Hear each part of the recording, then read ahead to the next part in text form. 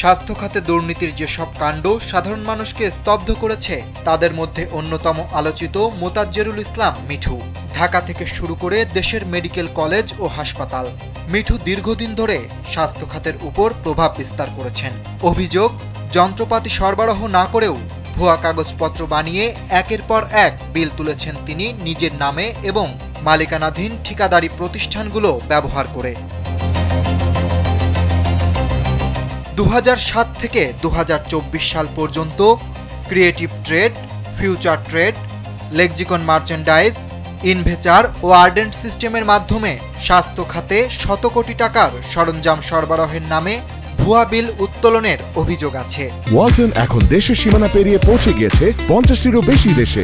ওয়ালটন, ঘরে ঘরে বিশ্বজুড়ে। ভুয়া কাগজপত্র তৈরি করে ঢাকা হিসাবরক্ষণ অফিস থেকে চেক উত্তোলন করা হয়েছে।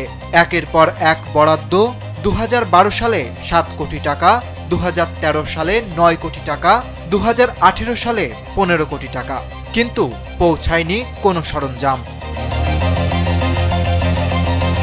মিঠুর বিরুদ্ধে অভিযোগ শুধু দেশেই সীমাবদ্ধ নয়। 2016 সালে পানামা পেপার কেলেঙ্কারিতে তার নাম উঠে আসে। বড় ভাই মকসুদুল ইসলাম হিরু ও ভাগিনা বেনজির আহমেদের নামও তালিকায় ছিল। তদন্তে দেখা গেছে তারা অবৈধ অর্থ বিদেশে পাঠিয়ে বাড়ি, গাড়ি ও বিলাসবহুল সম্পদ কিনেছেন অস্ট্রেলিয়া, যুক্তরাষ্ট্র এবং মালয়েশিয়া সহ নানা দেশে। 2023 সালে যুক্তরাষ্ট্রের সরকারি সূত্র জানায় মিঠুর 500 কোটি টাকার অবৈধ সম্পদ জব্দ করা হয়েছে। খবরটি ছড়িয়ে পড়তেই দেশে বিদেশে সমালোচনা শুরু হয়। সে সময় দুর্নীতি দমন কমিশন দুদক একটি 3 সদস্যের অনুসন্ধান দল গঠন করে।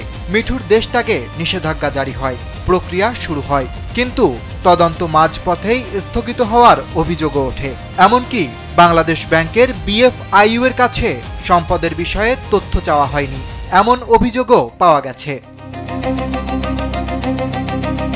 গত 10 সেপ্টেম্বর গুলশান থেকে মিঠুকে গ্রেফতার করা হয়, তবে তার বহু সহযোগীরা এখনো পলাতক। অরিত্র বাসু, কালবেলা।